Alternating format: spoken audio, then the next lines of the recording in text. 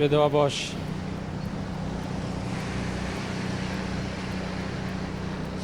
دڵدار ئەگەر پێمان بڵێ لەوەی کە ئێستێمە وردە لە جەژن نزیکە بینەوە و لەگەڵ ئەوەشدا لەبەرەوەی کا پشووە گەشتیارێکی زۆر سەردانی ئەم ناوچە گەشتیاریانەکەن ئەم هەڵمەتە لە ئێستا بەکوێ گەیشتووە چۆن بڕیاردراوە لەوەی کە ناوچە گەشتیاریەکان لە ئامێدی پاک بکرێتەوە. بله دیارە سنوور قەزا ئامێدی گەلک جهێن گەشت و گوزاری هەنا بەرەف دیماهیا هەیڤا ڕەمەزانە پیرۆز دچین و نێزیکی جەژنا ڕەمەزانê dibîn ji ber hindê amadekarî dihênekirin ji bo hindê rêjeyeka zora geştyara hej başûr û nevarasta Iraqê seredana havîngehên Sinûrê qeza Amêdiyê bikin. Niha em li havîngeha Sîlavê ne ji bo hindê amadekarî dihênekirin ji laya geşt û guzara Amêdiyê ve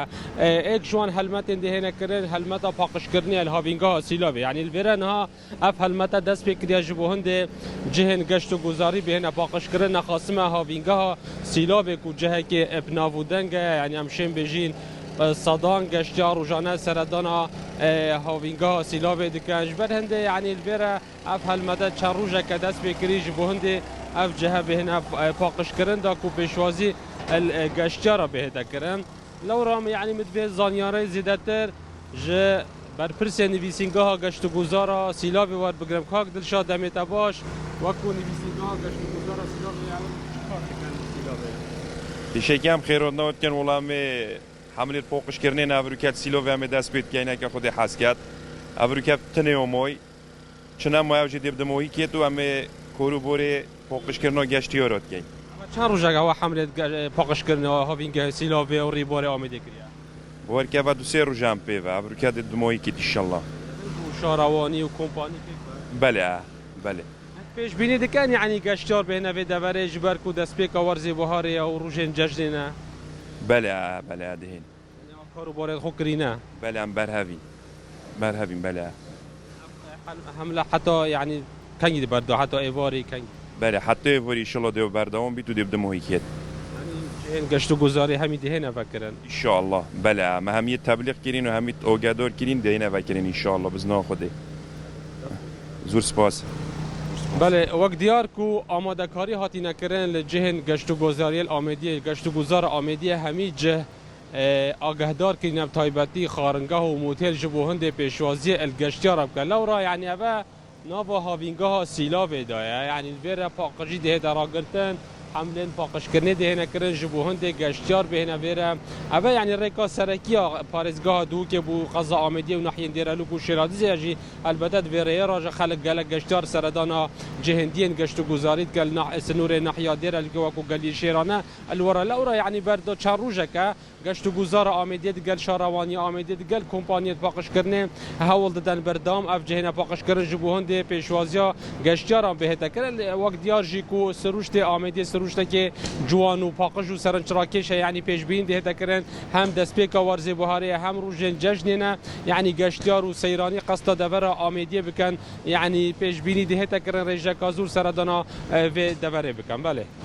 دڵدار ئەوەی کە بینین لە دیمەنەکانە بەس پاکردنەوەی بەس ئەو ناوچە گەشتیاری وەکو سۆلاڤ و چەند ناوچەیەکی کەشتان دیاری کردووە بۆی کە گەشتیار بتوانێت لەو ناوچانەی کەش لە ڕۆژانی جەژنا لێ ئامادە بێت. بله دیاره یعنی چند جهنگین دست نشان کردی هنه کو سیرانی بهنوارا سیرانی خوب روه بنی یعنی هر سال مناسب نه آمیدیه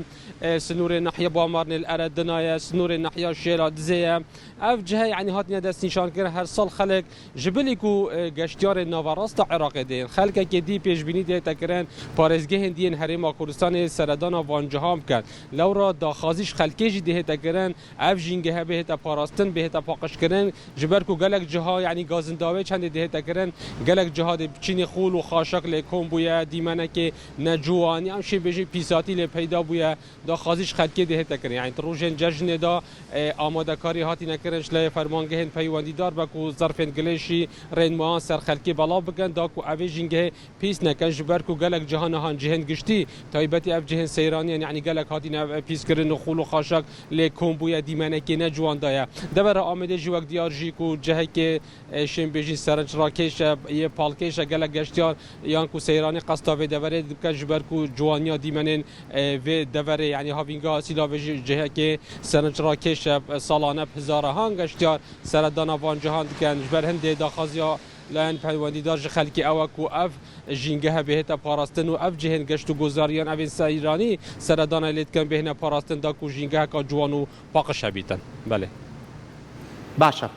دڵدار ئەوە ئێستا کە ئەگەر بینەرەکانمان گوێبیستی جەنابەت بن یاخود زانیاریمانەی تێ لەسەر پاکردنەوەی ئەو سەیرانگەیانە ئەی باشە پرسیارێک لێرایەتە پێشەوە بۆ ڕۆژانی جەژن ئامادەکاریەکان کراوە ئەو شوێنە گەشتیارانە بێخمان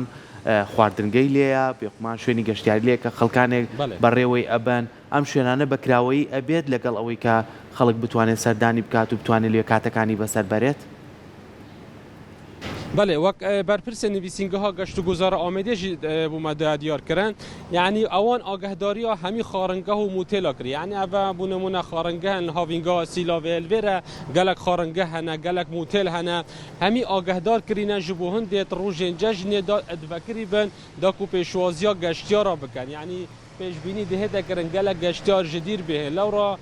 باورم یعنی پرانیا اف خارنگه و موتیل سنور قضا آمدیه هی همی بهنه وکرن یعنی خدان وانجی آماده یا خود در بریه یعنی چندی روز آماده کارین خود کن و خارنگه و موتیل خوب کن یعنی الپشمن دیار گلک خارنگه و موتیل هنه یعنی اول همی خارنگان یعنی بریا چه روزه کن آوان همی آماده کاری خوکرینه یعنی رنگ دم ایواری همی بهنه بره بو اگر صبحی بیت روزه که جشن از باورم یعنی هر صبحی دی اف خارنگه و موتل همی نه له هاوینگا سیلا بلکل سنور قضا آمدی